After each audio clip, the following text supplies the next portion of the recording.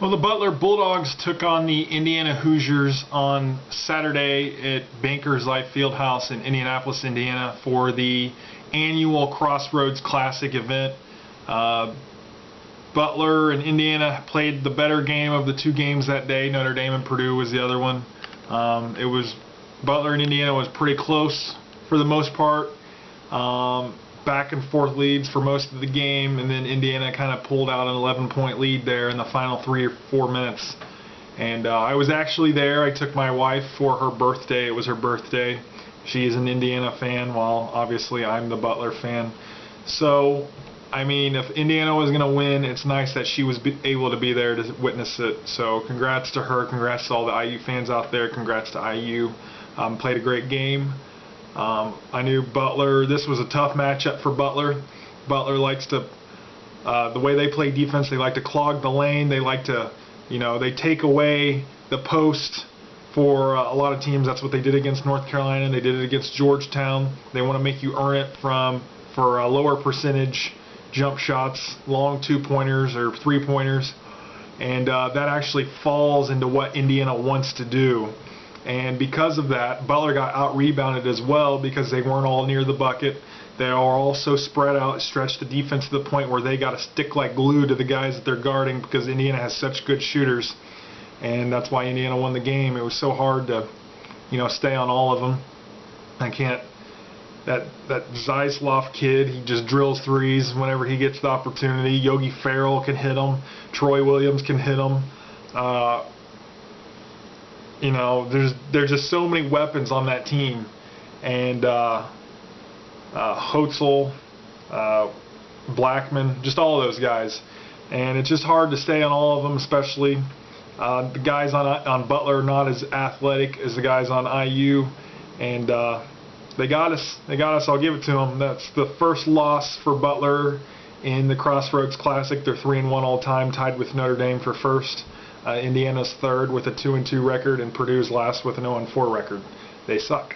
But anyway, for this game, Butler lost 82-73. It was 38-38 at halftime. This game was just a bunch of runs. Butler started off the game with the lead, then Indiana would come back, and then Butler, and then Indiana, and it just went back and forth.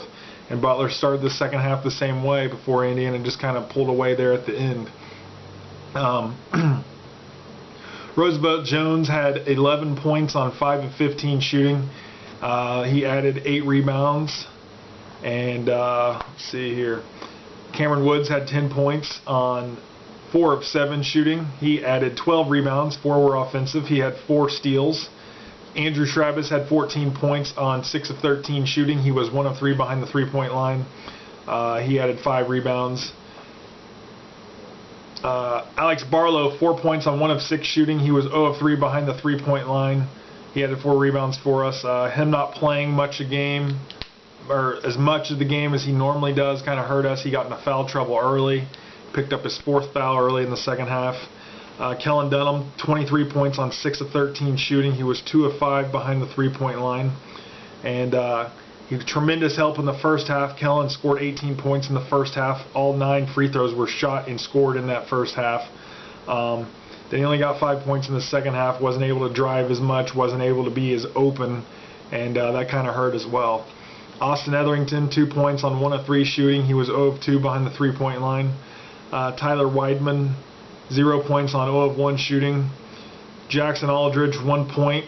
It came from the free throw line where he was 1 of 2. He didn't take any shots from the floor.